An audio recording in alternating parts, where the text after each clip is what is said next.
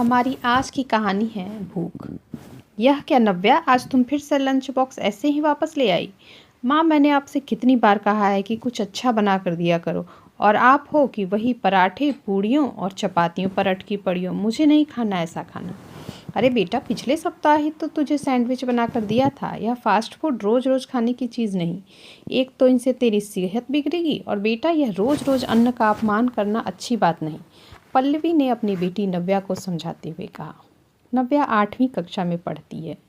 एक तो माँ बाप की इकलौती संतान, ऊपर से कॉन्वेंट स्कूल के कल्चर ने उसे थोड़ा जिद्दी बना दिया था। बचा खुचा योगदान उसके पापा का था, जो बेटी की एक फरमाइश पर कभी पिज्ज़ा तो कभी बर्गर ऑर्डर करवा देते थे। इन्हीं सब कारणों से घर के खाने के प्रति नव्या की कोई दिलचस्पी नहीं थी। पल्लवी कई बार नाराज होकर उससे कहती थी कि एक दिन भूखा रहना पड़े तब तुम्हें घर के खाने की अहमियत पता चलेगी। एक दिन नव्या स्कूल से घर आ रही थी, तभी रास्ते में एक गरीब औरत अपने 2 छोटे छोटे बच्चों के साथ सड़क के किनारे बैठी हुई थी। दीदी, कुछ खाने को मिलेगा? बड़े जोरों की भूख लगी है। तभी नव्या के दिमाग में आता है कि उसने तो आज अपना खाना फिर से नहीं खाया है।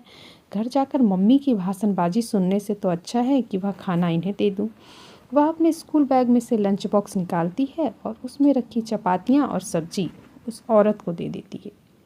खाना देखकर उस औरत और उसके बच्चों के चेहरे पर गजब की चमक आ जाती है और वे उस खाने पर टूट पड़ते हैं।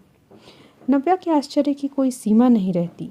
क्या इन्हें यह खाना इतना पसंद है? खैर, मुझे क्या, मेरे लिए तो इतना ही काफ़ी है कि मम्मी की बातें सुनने से बच जाऊंगी।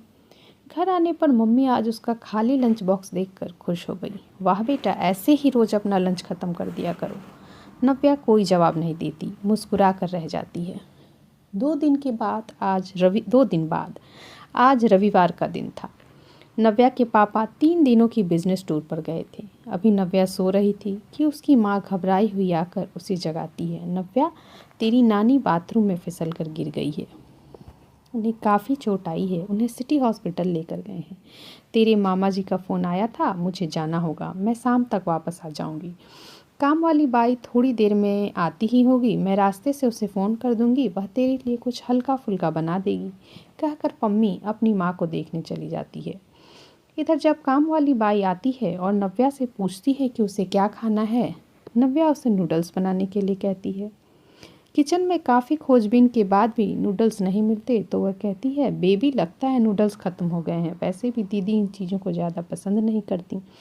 मैं तुम्हारे लिए रोटियां सेक देती हूँ। रोटियों का नाम सुनते ही नव्या नाक मुँह सिकोड़ लेती है और कहती है कि आंटी आप रहने दो, मैं पापा से कहकर अपने लिए कुछ ऑर्डर करवा लूँगी।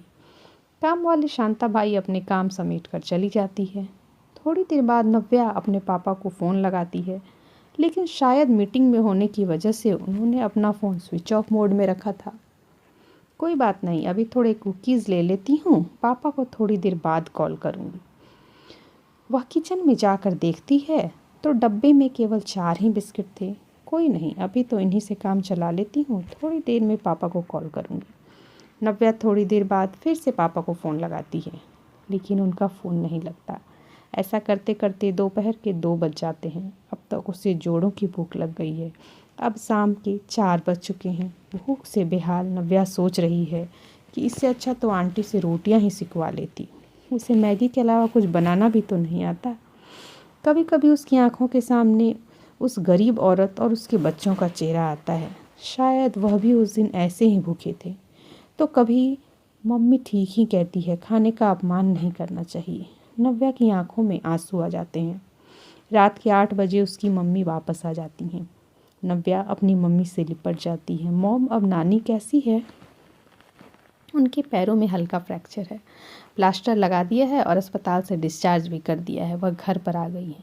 तेरी मामी ने हमारा खाना पैक कर दिया है। उन्होंने जल्दबाजी में चपातियाँ और घी की सब्ज़ी बना कर दी है। तू तो यह सब्ज़ी पसंद नहीं करती, तो मैं तेरे लिए ज़ीरा आलू बना देती हूँ। नहीं मम्मी, मैं खा लूँगी, आप रहने दो और जल्दी से फ्रेश हो जाओ, तब तक मैं खाना लगाती हूँ। पल्लवी आश्चर्य से अपनी बेटी को देखने लगती है कि इससे क्या हुआ है। दोनों माँ बेटी मिलकर खाना खाते हैं। नव्या माँ से लिपट कर कहती है कि मैं आज से घर के खाने का अपमान नहीं करूँगी। आप जो भी मुझे लंच बॉक्स में बना कर दोगे, मैं खुशी से उसे खाऊँगी। एक दिन की भूख ने आज नव्या को अन्न का महत्व समझा दिया था। उसकी माँ बेटी में आए इस बदलाव को देखकर मुस्कुरा उठती है। Thanks for watching and please like, share and subscribe to our channel.